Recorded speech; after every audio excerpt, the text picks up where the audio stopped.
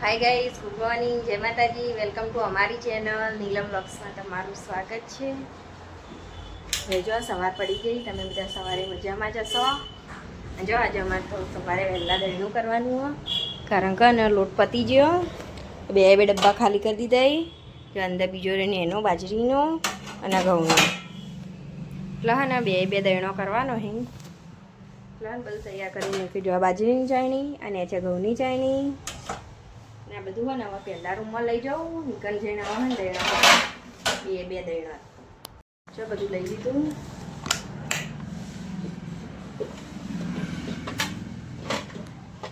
જવાનું એકમ ભોય મૂકી દઉં.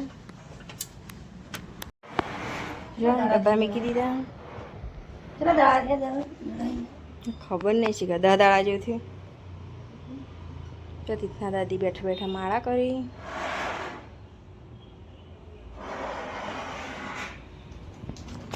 ભગવાનનું નામ લઈ બેઠા બેઠા.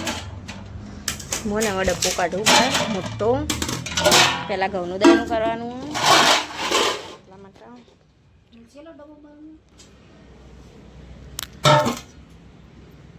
જો હવે ને પીપળું ખોલું. તીથા રમકડા છે પીપળા ઉપર. જો બસ બાજરી કાઢી દીધી અને હવે કાઢું ઘઉં. કશું નહીં પેલે ખાતા તો કરું ચાલવાની સકાળે. જો ઘઉં કાઢી દો, કારણ કે બાજરી તો બહાર કાઢી દીધી. ઘઉં ડબ્બો ભરું પહેલાં, પછી ટોકરમાં નાખો. જો કઈ આટલો ડબ્બો ભર્યો. હવે પીપળું બંધ કરી દઉં. પીપળું બંધ કરી દીધું. હવે ને ડબ્બો ત્યાં લઈ જાઉં, પછી ટોકરમાં કાઢું. ઉકળી જાય તો બાર બે ઉકળી. જો કે ડબ્બામાં અહીં ટોકરમાં નાખી દીધા ઘઉં. હવે નવા નહીં છે મેકું.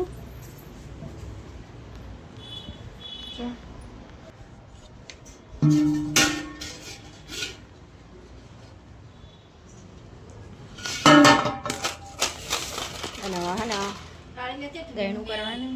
જો દહીણું કરવાનું સવા કરજો. વરસાદ આવે એવું હો, અને આજ તો હજુ વરસાદ આવ્યો નહીં.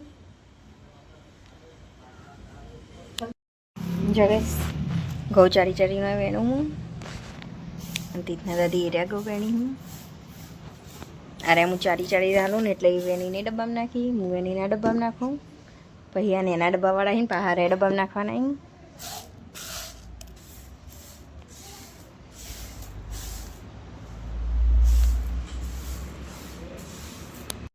જો અમે હવે ને બાજરીને દહીણું કરવાનું ચાલુ કરી દો.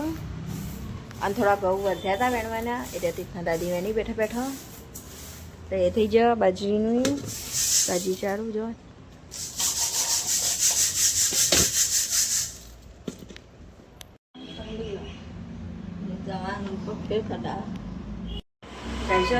કરી રહી. અહીંયા ગવાર સમારેલો હતો, પલાળ દીધો શાક બનાવવાનો, અને ડુંગળી બટાકાનું શાક બનાવવાનો.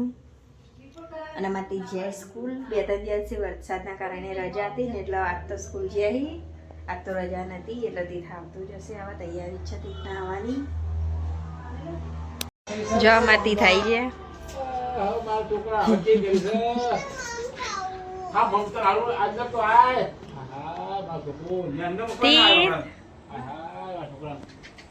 આ ચમ બટન ખોલ દીધો.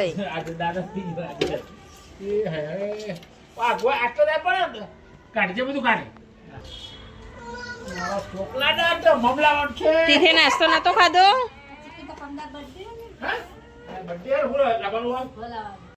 જો તીથે નાસ્તો ડબ્બો. તીથે નાસ્તો કર્યો કે નહીં કર્યો. જો એપલ ખાઈ જો, કાજુ નહીં ખાધા તીથે. સફરજન મેં ભર્યા લીધું ને, કટિંગ કરી સફરજન ખાઈ ગયો.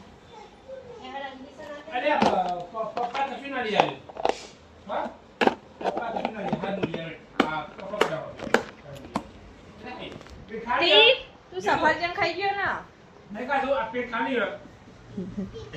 સફરજન ખાઈ ગયો બધું. કાજુ એકલા પડે છે ડબ્બામાં. કપડા પહેરાવું છે. તીથ કપડા પહેરાવું ચાલ. કપડા બતાવી દીધો.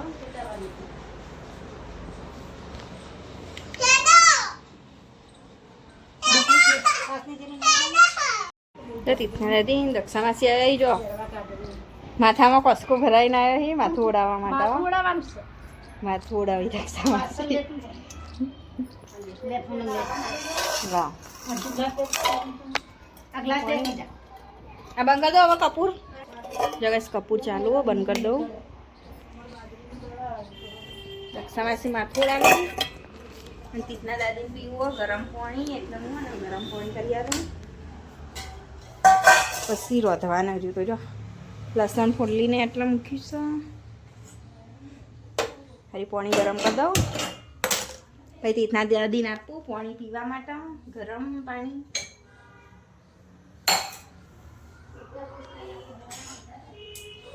બારી ખોલ દઉં જો બારી ખોલી દીધી કારણ કે શાક નહીં વંગારું ને એટલે બધી વડાળ ને બધું બહાર જતું રહે સ્મેલ એટલા માટે પછી લોટ બાંધું પહેલાં 2 ગેસ ઉપર 2 શાક વંગાર દઉં પછી લોટ બાંધું જો પાણી તો ગરમ થઈ ગયું વધારે નહીં કરવાનું કારણ કે પીવાનું હો એટલા માટે નોર્મલ જ ગરમ કરવાનું પાણી ચોમાસામાં ગરમ પાણી પીવાનું ગઈ સારું શરીર માટે આપી આવું ગરમ પાણી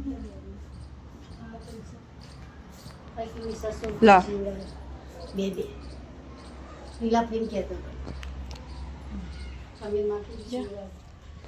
દક્ષામાસીને બેઠવા શાક વંગારું હવે શાક વંગારીને પછી લોટ બાંધવા બેહું એટલે લોટ બાંધતા બાંધતા શાક ગમે તે એકાદું ચડી જશે ગવાર નહીં ચડા પર ડુંગળી બટાકા ચડી જશે પછી ડુંગળી બટાકા ચડે ને એટલે પછી